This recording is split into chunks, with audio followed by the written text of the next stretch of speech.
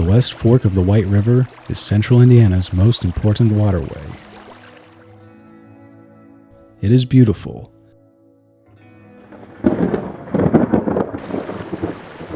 but the river can flood, endangering people and damaging property. This video will show how water gets into the river, why it floods, and what we can do to reduce flooding. Water gets into the White River as it passes through major towns like Winchester, Muncie, Anderson, and Noblesville. By the time it reaches Indianapolis, it will have carried more than 1,000 cubic feet of water per second, collected from hundreds of creeks and tributaries, which all collect the water running off the land, soaking into the ground, and melting from the snow. This area that contributes to the White River is called the watershed. A watershed is basically, as the water is draining, whether it's down the side of the street or down your backyard, that is part of the watershed. And so the water in your street, in your backyard, is all flowing into a waterway. And that waterway then carries that water to a stream, and that stream then carries that water to even the White River. We have spent a long time modifying the landscape in ways that have not improved the White River. Over the past few decades, growth and development in the watershed, both urban and agricultural, has greatly impacted the way water moves into the river. I believe flooding is more of a problem than it was 30 years ago. We have had increased precipitation. Urban areas have a big impact on the river, and one of the biggest ways is all the impervious surfaces we have. More rooftops, more driveways, more parking lots, and that prevents rainwater and snow melt from infiltrating into the ground. It causes it to run off faster and in a greater volume, and it gets to the river that much quicker. And then in addition to that is filling or altering the landform in the floodplain and putting development there, as well as changing that natural storage area that's critical to the river. Agriculture is the largest land use in the watershed. Anything that falls as rain, any precipitation, has to move across that landscape to get in the river. So it very definitely affects the flow. Most of Indiana's soils are very wet. So in order to grow crops, we needed to drain the soil. So most of Indiana's land has some kind of artificial drainage. If we've cut drainage ditches in to increase the drainage density in an area, in other words, increase the way that water moves off the landscape, water will get into the receiving stream faster, so into White River quicker. That was the one purpose, get water away from the cropped fields. What we're realizing now is that leads to problems downstream. Getting water away so quickly leads to higher peak flows, which causes more erosion and can add to flooding. Along with development, climate change also contributes to the growing flooding concern. We expect to see an increase in the risk of flooding throughout central Indiana. Not only are we expecting to see higher average stream flows, but we're expecting to spend more time in those significant flood stages. So when we have an increase in that average stream flows and we're seeing an increased frequency in those high flow events, that's going to affect things like our drainage infrastructure, it's going to affect our flood control capabilities.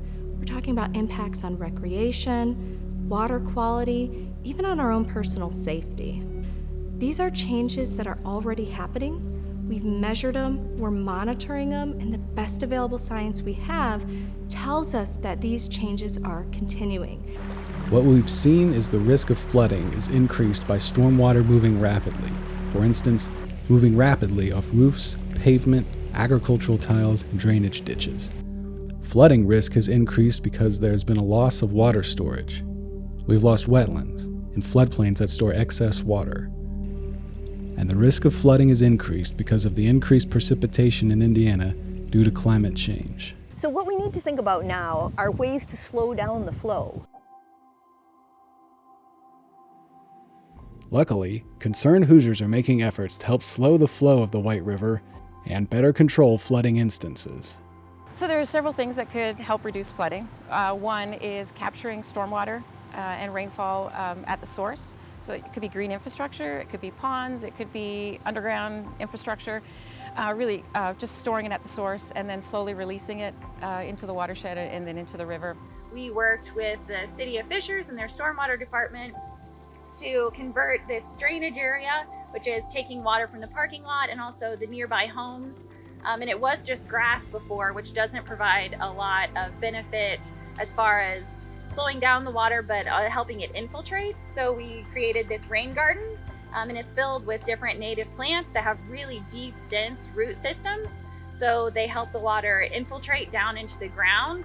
So it's a great example of a project that's here at a park, but also can be installed at a home or next to a business. We have to increase the number of buffers. We have to increase the riparian corridor. We have to stop building in floodplains.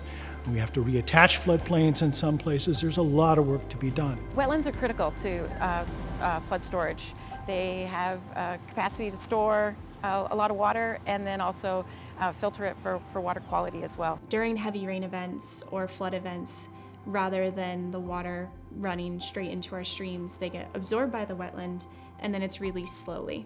So not only does this help landowners protect their property, but it also helps reduce erosion by slowing that water down. So I think one of the most effective and important things we can do is to not only protect the wetlands we have, but restore those systems, restore floodplain systems. Those kinds of places that capture and help treat all this nutrient runoff are working for us, and we just need to do our part to protect them.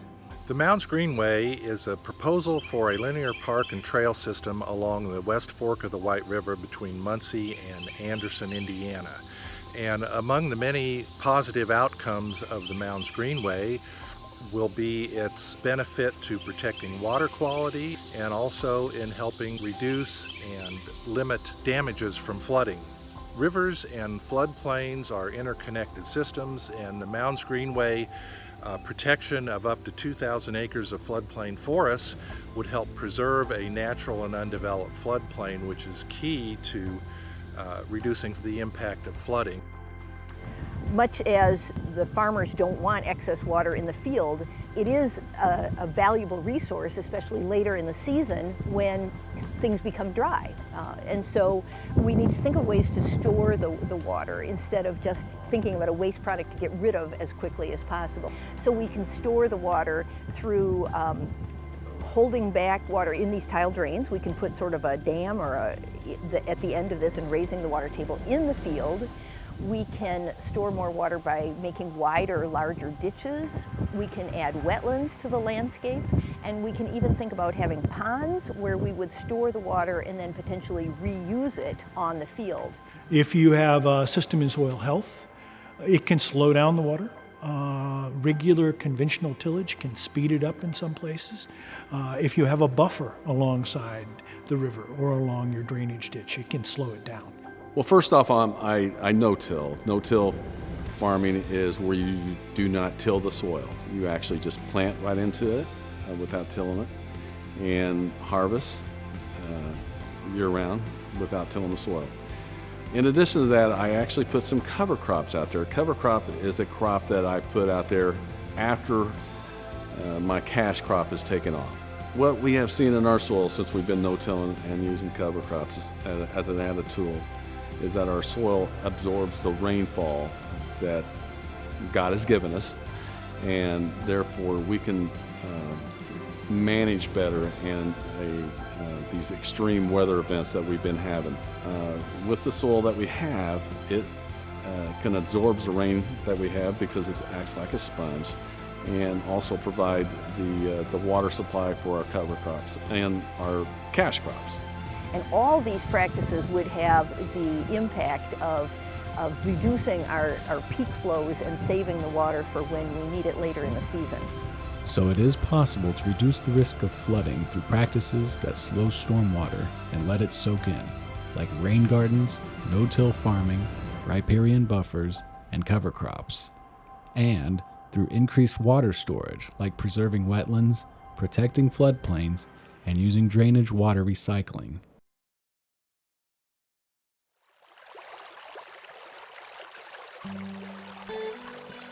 So I get this question a lot about what do I impact the river? I'm not even in a watershed as far as I know. And I tell people, well, everyone lives in the watershed. I believe healthy rivers are going to take a little bit of focus of everyone. I think everybody is responsible for their actions and what happens on their ground. A healthy white river is going to require healthy soils in the watershed. It's going to require a population that wants a healthy white river and will pay for that. I have a lot of hope for the direction we're headed with the river. And I think a lot of that just comes from general awareness. It really kind of feels like we're turning a corner towards being more aware of how our actions affect the river. We can't just keep telling people what you're doing is wrong or you're having an impact. We need to arm them with educational resources, technical resources, and sometimes funding just to jumpstart the ethic that I really believe people kind of have in their heart. They want a safe environment. So if we can all come together to try and think about what am I doing and how that may affect the water, we can all take a step to improve that. And I think we're all ready to do that. Everybody is starting to recognize how valuable our water resources really are. And we just need to rally around that and recognize that our own future is sort of in our own hands. And I think we're really starting to get to that mentality, and I think it's only going to be up from here.